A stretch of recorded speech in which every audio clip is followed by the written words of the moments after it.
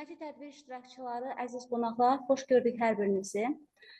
Bugün təşkil olunan konfransın əsas məqsədi təkcə nizami, mövlanə və nəvai yaradıcılığına toxunmaq deyil, eyni zamanda zamanı və sərhədləri aşan dəyərləri bir gətirməkdir. Çünki Türk dünyasının üç böyük şəxsiyyətinin əsas həyat yaradıcılıq qayəsi insanları dininə görə ayırmaq, qruplaşdırmaq deyil, onları əxlaqi mənəvi keyfiyyətlərinə görə birləşdirməkdir. Və bu şəxsiyyətlərin vaxtilə etdiyi çağırış bugün də insanlığı deməli birliyə, dialoqa, mədəniyyətlər arası dialoqa səsləyir. Və bugün təşkil olunan konfransın da əsas məqsədi mədəniyyətləri bir araya gətirmək və ortaq sərvətlərimizi, miraslarımızı yenidən kəşf etməkdir. Bugün həm Azərbaycandan, həm Özbəkistandan və Türkiyədən çox dəyərli qonaqlarımız dəvət olunub. İcazənizlə onlara söz verək.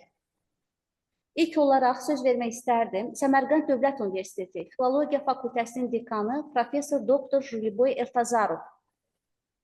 Mövzu Nizami Gəncəvi pəncəsinə pəncə vurmaq. Buradasınızsa buyurun, eşidirik sizi. Hoş gördük. Merhabalar, selamun aleyküm. Aleyküm selam, hoş gördük. Değerli Türk dünyasında bu sempozyuma değer veren değerli kardeşlerim, hepinizi Semerkant Devlet Üniversitesi ve Filoloji Fakültesi adına saygıyla selamlıyorum ve bu seminerin organizatörlerine organizer Türkçe nedir? Teşkilatçılar mı? Teşkilatçı, evet. Teşkilatçılarına canı gönülden teşekkür etmek istiyorum. Çünkü biz Türk dünyasının Türk uygarlığını temsil eden dedelerimizi her zaman hatırlamamız ve onların dünya kültürüne yaptıkları hizmetleri her zaman değerlendirmemiz ve dünya ahline yaymamız çok önemlidir. Bundan dolayı bu semineri üç büyük ceddimiz Nizami Gencevi, Mevlana Celaleddin Rumi ve Alişer Nevai'nin hatırasına adadığınız için de tekrar teşekkür ederim.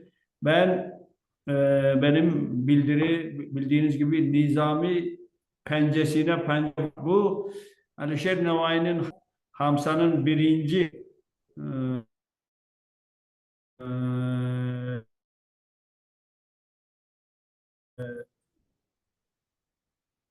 alına durmak, Nizami pencesiyle pence vurmak diye başlıyor. Yani bu Hamsa yazanların meydanında durmak çok zor.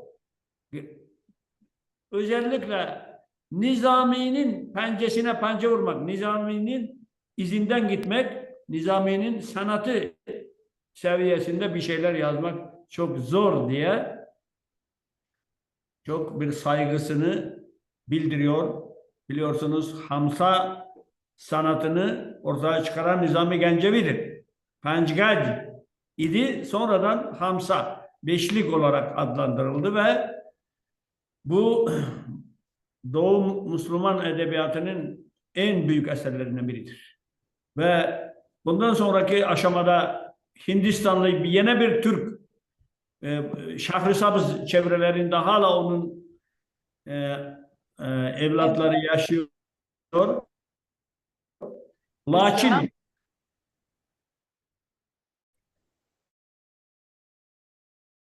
efendim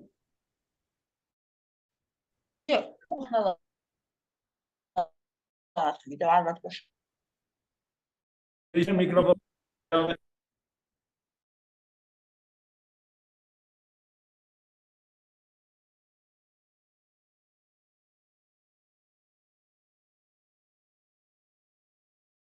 kapatılmamış. Allah Allah. Siz kapatın arkadaşlar.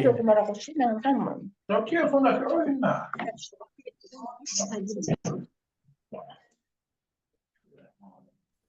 Zəhmət olmasa mikrofonlara nəzarət edək. Mikrofonları söndürün. Yanlış birisi girdi herhalde. Hər halda. Buyurun, davam edin.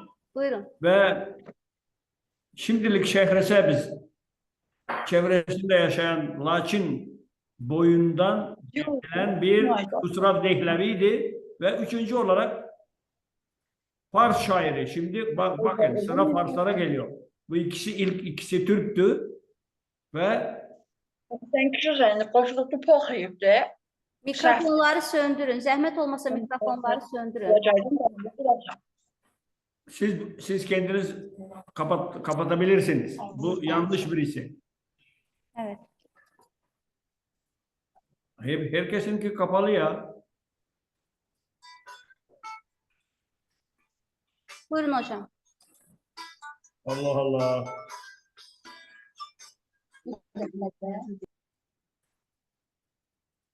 Ben telefonumu kapatayım sesini en azından.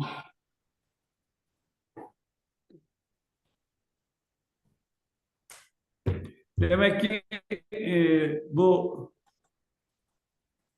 sıra 14. yüzyılda Farslara geliyor ve bir Timurlu başkenti Herat'ta yaşayan 3. bir Hamsa yazarı ortaya çıkacak. Bu Abdurrahman Cami, Molla Cami olarak biliniyor. Çünkü tasavvufun en büyük ustalarından biriydi ve Nevai onu tasavvufta kendisinin ustadı olarak görüyordu. Hocası olarak görüyordu. Bazı Fars uzmanların söylediği gibi edebiyatta değil. Ve Alişer Nevai 4. bir Hamsacı olarak ortaya çıkıyor ve 14. yüzyıl, 15. yüzyıl Herat'ta 2 Hamsa ortaya çıkıyor ve o Timurlu uygarlığının meyvesidir.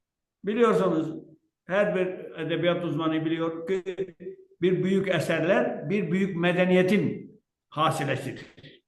Büyük bir devlet, büyük bir medeniyet olmayan yerde böyle bir şeyler ortaya çıkamaz. Timurlu Devleti çok büyük bir imparatorluk olduğu için, bir büyük medeniyet olduğu için orada hem Türk medeniyeti hem Fars medeniyeti hem Türk edebiyatı hem Fars edebiyatı çok güzel bir şekilde, uygun bir şekilde gelişiyordu. Ve bu çok güzel bir örnektir. Şu andaki Türkçe'ye engel olunan, Türk edebiyatına engel olunan ülkeler için çok güzel bir örnektir. Ben onu isimlendirmek istemiyorum. Yan başımızda var bunlar. Hiçbir Türkçenin hiçbir lehçesine ya da Türkçenin hiçbir şekilde bir edebi geleneklerine engel konulamaz. İran'da olsun, Horasan'da olsun, Orta Asya'da olsun o Türkçenin ve Türk edebiyatının vatanıdır. Biz konumuza dönelim. Alişer Nevai demek Hamsa'yı yazıyor olduğu zaman 3'ü Farsça, 3 tane Hamsa vardı ve onların içinden Nevai'nin en güzel takdir ettiği, hayranı olduğu Hamsa da yine Nizami Gencevi'dir. Ve ondan dolayı o demin söylediğim Mısır'a o destanın başında geliyor. Ve Nevai Farhat ve Şirin, Hüsrev ve Şirin destanı Nizami Gencevi'de var. Onu Farhat ve Şirin olarak değiştiriyor ve eski Fars tarihindeki Hüsrev'i şimdi Maçin, şimdi Doğu Türkistan Maçin diyor o zamanlar. Maçin padişahın oğlu Farhat'a değiştiriyor ve Farhat şimdi bir Türk prensi olarak edebiyatta, o dastanda görülüyor ve tabii ki onun sevgilisi bir Ermeni kızıydı, Şirin. Nedense Alişer Nevai bir Ermeni kızını seçmiş.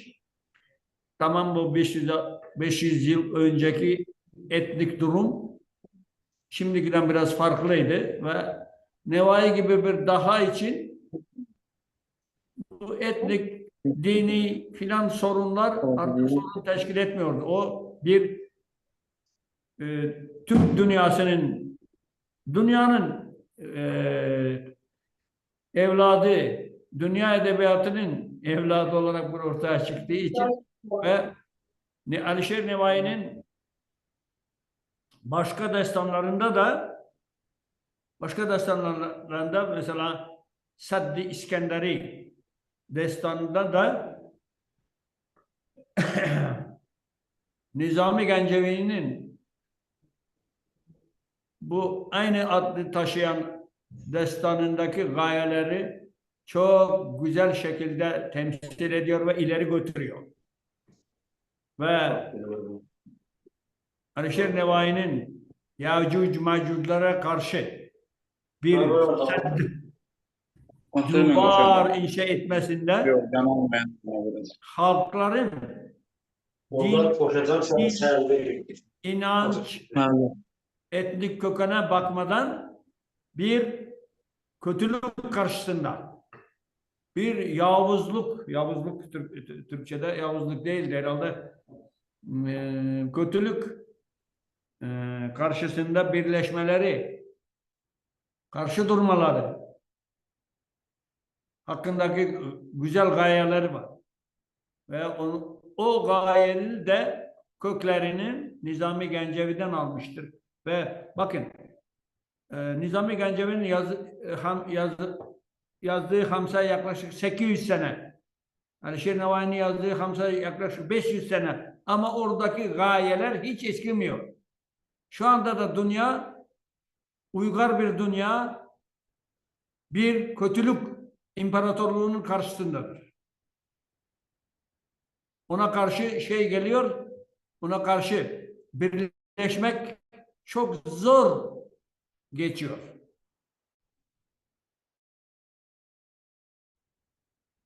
Edebiyattaki dahilerin yazdığı eserlerin önemi de bu. Asırlar geçiyor ama gayeler ve bedi maharet kendi ehemmiyetini kaybetmiyor. Ve ben bugün demek istediğim şu: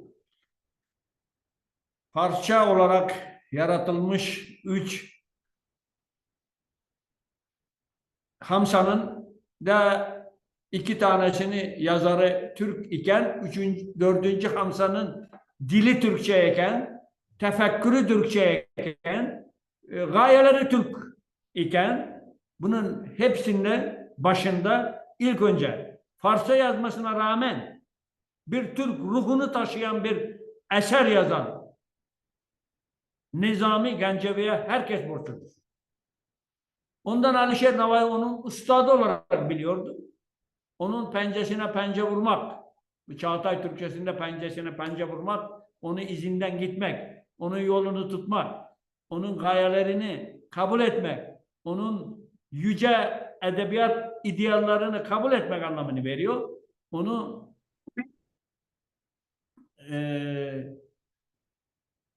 Nizami Gencevi'ye edebiyat, Türk kültürü, Türk uygarlığı, insanlık,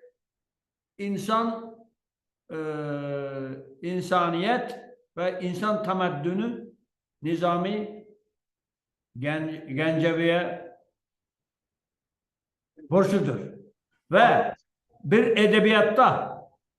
edebiyatta şiir olsa bile bir epik tasavvur, bir epik beyan, çok geniş bir planda şimdiki romanlar serisi ya da Türk dizileri var ya, onun kadar geniş bir hayatın manzaralarını ilk önce edebiyatta bunu geleneği başlayan da Nizami Gencevi'dir. Daha sonra Batı'da o roman olarak ortaya çıktı. Romanlar dizisi olarak ortaya çıktı.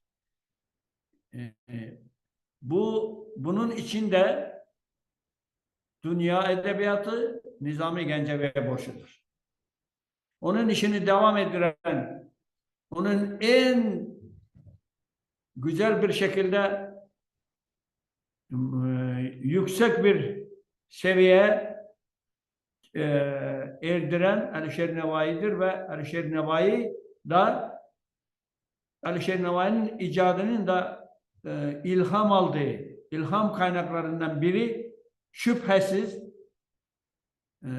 Mevlana Celaleddin Rumi'dir. Çünkü Rumi bildiğimiz gibi belki gelmiş geçmiş en büyük müteseffif şairdir. Ve onun bilgiler sistemi, tasavvufa ait bilgiler sistemi Müslüman şarkının orada kurulmuş art arda Karahanlılar, bilmem Selçuklular, Timurlular, Osmanlılar gibi art arda kurulan imparatorlukların da fikir sütunlarıydı. Edebiyatın da gayeler havuzuydu. Oradan alıyordu herkes gayeleri ve ondan dolayı Alişer Nevai Nizami Gencevi ile Rumi arasında bir manevi art arda yaşadıkları için eserlerinden haberdar mıydı yok mu, o uzmanların araştıracağı bir konudur. Ama Alişer Nevai mutlaka Mevlana hakkında çok güzel düşünceler ve beyan ediyor ve onu ustadı olarak tespit ediyor, kabul ediyor ve onun gayelerinde Şark kültürü, Şark Müslüman edebiyatı ve ilk önce Türk edebiyatı çok şeyler almıştır ve Alişer Nevai'nin büyük mütesavvıf şair olarak Alişer Nevai'nin Hamza dışında 4 tane divanı var. Çar Divan. Ve o Çar Divanı'ndaki şiirlerin hemen hemen %98'i tasavvuf ruhunda, tasavvuf usuluyla, tasavvuf gayelerini taşıyan halde yazılmıştır. Ve onların onun kaynağı şüphesiz şimdiye kadar Balık'ta doğup Konya'da yaşayıp orada metfun Celaleddin Rumi'nin hizmetidir diyoruz. Ama son araştırmalar Celaleddin Rumi'nin babası Balklı olduğu, annesi Semerkantlı bizim şehir ve Semerkant'ta doğup büyüdüğü hakkındaki güzel araştırmalar ortaya çıktı. Bizim bir 87 yaşındaki hocamız bu makaleyi yazıp gönderdi. İnşallah Türkiye'deki çok güzel dergilerden birinde yayımlanmak üzeredir. Onu söylemek istemiyorum, isimlendirmek. Oradan okuyacaksınız ve her halükarda eğer bugün Müslüman uygarlığı maneviyeti, marifeti ayakta kalabilmişse bugün Türk kültürü, Türk uygarlığı ortak değerlerini koruyup ayakta kalabilmişse ve biz dünyada kendi uygarlığımıza has, kendimize uygun bir yer bulmak üzere iken Türk dünyası müşterek bir takdirle birleşmek üzere iken bunun kaynaklarını demin söylediğimiz 3 büyüğümüzün bıraktığı eserlerden, onların bıraktığı gayelerden aramalıyız. Ve ben bir bilim adamı olarak, bir Türk bilim adamı olarak, Özbek Türk'üyüm ben, öyle inanıyorum. Bizim o kadar güzel bir geçmiş edebiyatımız, kültürümüz, temeddünümüz var ki o bugünlerin ve yarınların güzel bir temelidir ve inşallah biz ancak büyük tarihi mirasımız, kültürel mirasımızla bir yumruk olarak dünyanın 21. yüzyıldaki dünya jeopolitiği ya da jeostratejisi dünya mehverinde, dünya meydanında kendi yerimizi bulacağız ve benim için ayrılan zaman bitti herhalde. Hepinizi beni sabırla dinlediğiniz için teşekkür ederim ve tekrar saygılarımı ve selamlarımı herkese sunarım. Sağ olun, var olun. Çox sağ olun Teşekkür hocam. Təşəkkür edirik. Çox sağ olun. Təklifimizi qəbul etdiniz. Bugün zamanımız azdır, anlayırıq, amma bugün konferansda iştirak etməyi qəbul etdik. Çox sağ olun. Əməyinizə sağlıq. Sağ olun. Təşəkkür edirəm. Sağ olun. Növbəti bir çıxışçımız var. Təqdim edirəm onu. Yazıcı, ədəbiyyatşünas, filologiya elmləri doktoru, Azərbaycan Yazıçılar Birliyi, Azərbaycan Jurnalistlər Birliyinin üzvü, hörmətli Təranə xanım Rəhimli iştirak edib. Təranə xanım, buyurun, xoş gördük sizi. Mikrofonu açıq zəhmət olmasa, mikrofonunuz sönülüdür. Açtım. Aha, buyurun, eşitlik. Türk dünyasının bütün değerli aydınlarını salamlayıram. Mənim mövzum belə adlanır. Nizami Gəncəvinin qadın qəhrəmanları ağıl və cəsarətin rəmzi kimi. Milli ədəbiyyat tariximizdə qadın mövzusu bütün dövrlər üçün aktual və əhəmiyyətli olmuş. Azərbaycanın görkəmli söz ustaları əsərlərində qadına son dərəcə həssas münasibətlə səciyyələnən sənətkar mövqeyi nümayiş etdirmişlər. Azərbaycan ədəbiyyatında qadın emansipasiyası zərurətinin ilk cücərtilərini 12-ci əsrdə Nizami Gəncəvinin yaradıcılığında müşahidə edirik. Dahi şairin dərin dərrakəli, cəsarətli, qorxmaz və qadın hüquqlarını başa düşən şirin, nüşabə obrazlarını bunun bariz örnəyi kimi görürük. Nizaminin qəhrəmanları gender ayrı seçkiliyinə qarşı çıxan, daim özünü inkişaf yolunda axtarışda olan, qadın, ana mənliyini təsdiqləmək üçün mübarizə aparan qadınlardır. Əsərlərində daim qadın azadlığını təbliğ edən Karifey sənətkarın qəhrəmanları orta əsrlərin müti kölə qadınlarından fərqli olaraq müstəqil düşüncəsi, özünə məxsus dünya görüşü, fəal həyat mövqeyi ilə seçilir. Həmin qadınları kişi obrazlarla qarşı-qarşıya gətirən dahi şair çox vaxt onların kişilərlə bərabər səviyyədə dayandığını, bəzən isə uzaq görənliyi, müdrikliyi, cəsurluğu ilə onları üstələdiyini nəzərə çatdırır. Nizaminin qadın azadlığı haqqında düşüncələri qədim türk milli əxlaqi dəyərlərinə əsaslanır.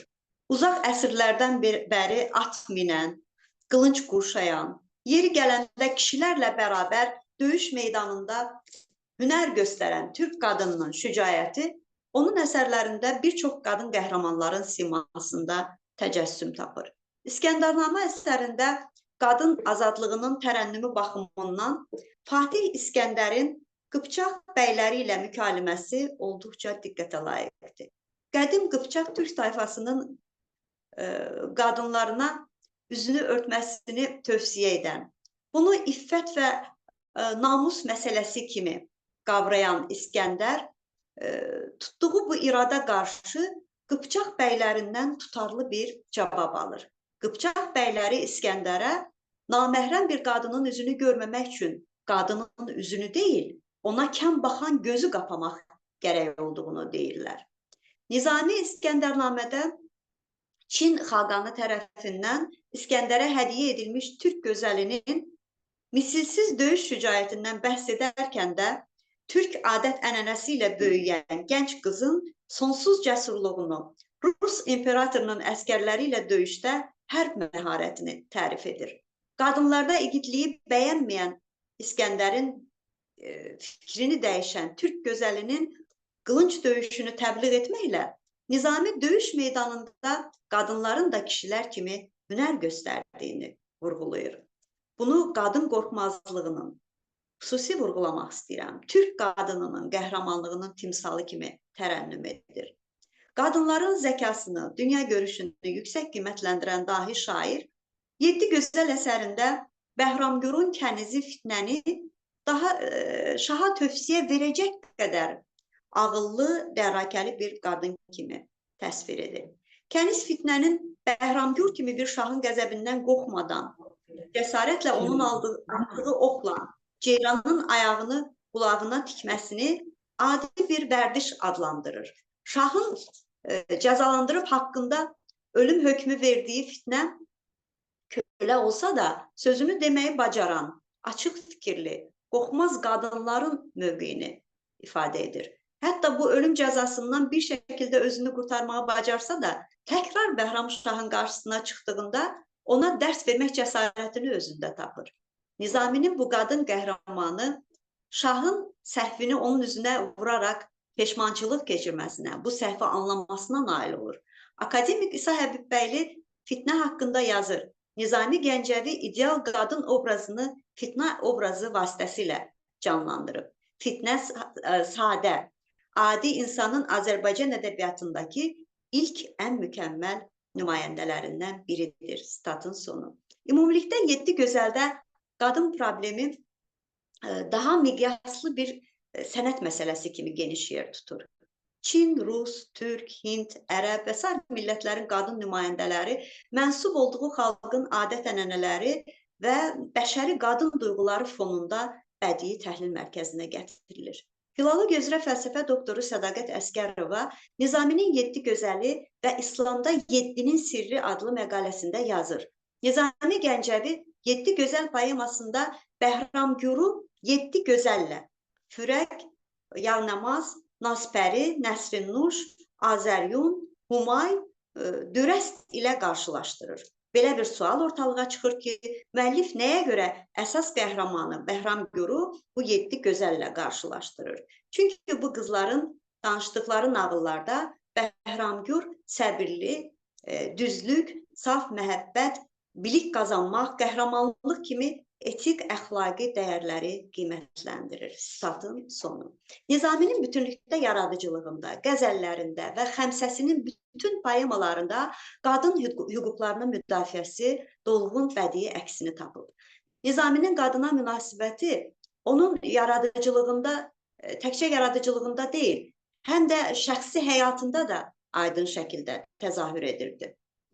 O, Dərbənd şahının hədiyyə etdiyi Kəniz Afaq xanımla evlənmiş, saf təmiz mənəviyyatlı bu qadına ömrü boyu böyük ehtiram və sevgisini göstərmişdi. Əsərlərində Afaqla keçirdiyi günləri ən xoş duyğularla xatırlayan şairin sevimli ömürgün yoldaşının vəfatından necə sarsıldığını müşahidə edirik. O, bu ağır itkini şeirlərində dönə-dönə xatırlayır. Afaqa qarşı böyük sevgisindən bəhs edirdi. Nizami Gəncəvi yaşadığı dövrün yazılmamış qanunlarına, milli adətlərinə baxmayaraq çox arvadlılığın əleyhinə idi. Afaqla ailə sevgi münasibətlərinin uğurunu da bəzən bu cəhətlə izah edirdi. Bircə arvad al ki, olasan əziz, çox arvadlı kişi qalar kimsəsiz. Şair oğlu Məhəmmədə də ananı, vətəni, qadını sevməyi nəsihət edir. Ümumiyyətlə, Nizami Gəncəvi yaradıcılığında qadına həssas münasibət, qadın ləyaqətinə hörmət əsərlərinin əsas leytmotivlərindən biri kimi diqqət mərkəzindədir. İlk poeması Sirlər Xəzinəsindən başlayaraq bu yaradıcılıq keyfiyyəti bütün əsərlərində öz əksini tapır. Öz insan hüquqlarını başa düşən, haqqını tələb edən belə qadınlardan biri də Sultan Səncər və Qarı mənzuməsində diqqəti cəlb edir. Şahın məmurlarından zülm görən qarı cəsarətlə Sultan Səncərin yaxasından tutaraq səndə gördüyüm zülm əsla hesaba sığmaz deyə şikayətini dilə gətirir. Bir kefli darğa gəlib evimdə məni döydü, salıb təpi altına doyunca söydü, söydü. Mən günahsız qarının saçlarına atıb əl, üzü üstə sürüdü, evdən çölə əlbəəl. Nizami Gəncəvi yaradıcılığı qadın emansipasiyasının, feminizmin ilk cücərtlərini özündə əks etdirir. Onun qadın obrazları müstəqilliyi, azadlığı, açıq fikirliliyi ilə seçilir. Bu qadınlar orta əsrlər şərqinin cəhalət zülmünə zidd olaraq yaşadıkları cəmiyyətdə yetərincə rahatdılar. Fikirlərini çəkinmədən ifadə edə bilirlər. Bir insan kimi hüquqlarını dərk edirlər. Bu isə şairin romantik bədii təxəyyülündə qadına ali bir varlıq kimi demokratik sənətkar münasibətinin təzahürüdür. Özünə qədər ki, korifey sənətkarlardan, eləcə də dövrünün böyük söz ustalarından fərqli olaraq, Nizami Gəncəvi qadın və kişi münasibətlərində ayrı seçkilik etmir. O, qadına kişinin həyatını yaxşılaşdırmaq, rahatlaşdırmaq üçün bir vasitə kimi yox, birgə həyatın sevgi, şəfqət və xeyirxahlıq mənbəyi kimi baxır. Xosrov və Şirində qadın azadlığı məsələsi xüsusilə qabarıq şəkildə özünü göstərir. Bu əsərdə Nizaminin qadın qəhrəmanları daha fəal varlıq kimi diqqəti çəkir. Onların cəmiyyətdəki yeri, mövqeyi haqqında dürüst təsəvvür yaranır. Hökmdar nəslindən olan Şirinin son dərəcə mükəmməl təsviri onun zahiri keyfiyyətlərindən başlayıb daxili aləminin ecazkarlığına qədər oxucunu öz sehrinə salır. Nizami estetizminin hüdudsuzluğundan doğan ideal qadın obrazı kimi Şirin olduqca cəlb edicidir. Dahi şairin poemada hadisələrin mərkəzində, əsərin süjeti boyunca zirvədə saxladığı Şirin obrazı bütün hərəkət və davranışları ilə örnək şərq qadınının simvoludur. Günəş kimi parlaq, ulduz qədər işıqlı bu qadının özünə məxsus karakter cizgiləri onu əbədi olaraq yaddaşlara həkk edir. Nizami Gəncəvinin sevərək yaratdığı bu qadın qəhrəmanı gənc yaşda müdrikliyi ilə fərqlənir. O, hətta həyata ciddi yanaşmayan, qadınlara əyləncə mənbəyi kimi baxan, onun qanunlarına önəm verməyən laqeyd Xosrova belə təsir edə biləcək gücdədir. Əsər boyu mükəmməl qadın kimi gördüyümüz Şirin obrazı sevgi münasibətlərində də həyata baxışı ilə fərqlənir, örnək davranış sərgiləyir. Hökmdar oğlu Xosrov və zəhmətkeş təbəqənin nümayəndəsi Fərhadla münasibətlərində Şirini ideal bir mövqedə görürük. Rəiyyət nümayəndəsi olan Fərhad karakter cizgiləri, möhkəmliyi, qətiyyəti, prinsipiallığı, yenilməzliyi ilə Şirində rəğbət doğurur. Hadisələrin gedişində başı işrətə qarışan, Şirinə qədər Məryəmlə, Şirinlə evlənən Xosrov belə Şirinin təsiri ilə dəyişir. Rəhimdil, sevən bir aşiqə çevrilir.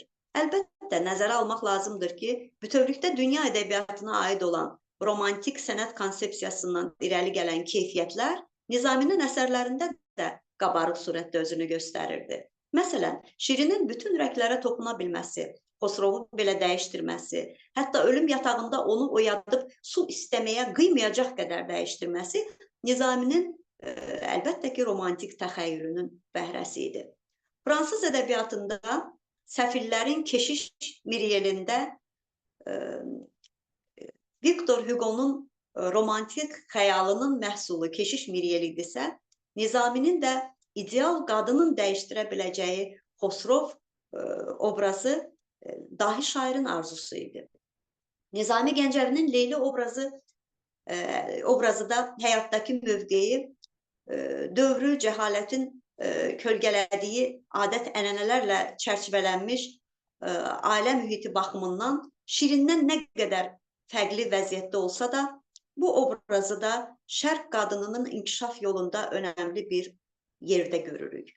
Leyli qadın fədakarlığının etalonu kimi rəmzləşir.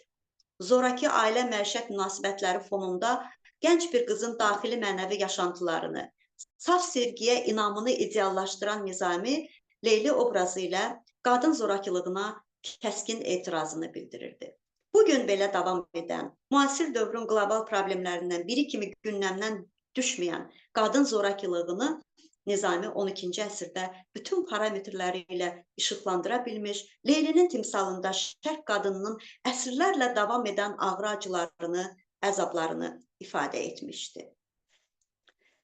Poemada anasının Leyliyə nəsihəti və Leylinin anasına cavabı bütövlükdə şərq qadınının uzaq əsrlərdəki əzablı həyatı, mentalitet, cəhalət mühiti məhdudiyyətləri içərisində sıxışdırılıb məhv edilən duyğuları haqqında dolğun təsəvvür yaradır. Leyli və Məcnun qadın probleminə, daha dəqiq desək, qadın faciəsinə yeni bir baxış tərzi ilə seçilirdi. İskəndərnamədə Nüşabə surəti Nizaminin xüsusilə diqqətini cəlb edən qadın qəhrəmanlardan biri kimi diqqət mərkəzindədir. Erkək tinəkliyəm, olsam da qadın, hər işi bəllidir mənə dünyanın. Mən də bir aslanam, düşünsəm biraz, aslanın erkəyi dişisi olmaz, deyən Nüşabə, qadın-kişi hüquqlarının bərabərliyi ideyasının mükəmməl təmsilçisidir. 12-ci əsrin dahisi Nizami Avropada 19-cu əsrin sonlarında sufrajistlərin hərəkatından başlayan gender bərabərliyinə 7 əsr öncədən münasibət bildirib. Nüşabənin İskəndərlə dialoqu məsələyə sənətkar baxışını bütün parametrləri ilə özündə əks etdirir. Nizami Gəncəvinin şəxsiyyəti, örnək həyat yolu, aydın xarakter cizgiləri bütün əsərlərində tərənnüm etdiyi ideyalarla səsləşir. Onun qadın probleminə dair görüşlərinin səmimiliyi, gerçəkliyi dünya ədəbiyyatında gender məsələsinə Şeyx Nizami zirvəsindən köklü yanaşmanın bariz örnəyi kimi maraq doğurur. Diqqətiniz üçün çox təşəkkür edirəm. Bu qədər. Çox sağ olun Tərənə xanım. Sizi yenidən dinləmək bizim üçün çox xoş oldu. Növbəti bir məruzəçimiz var. Turan Elmlər Akademiyasının akademiki Gəncə Dövlət Universitetinin dosenti Bayram Apoyev bugün iştirak edir. Çox sağ olun, o da təklifimizi qəbul etdi. Bugün onun dərsi olmalıdır. Bayram müəllim, bizim vaxtımız artıq sonlanır. Gəlin təzədən yenidən qoşulaq ki, nitqiniz yarımçıq qalmasın. Yenidən daxil olar.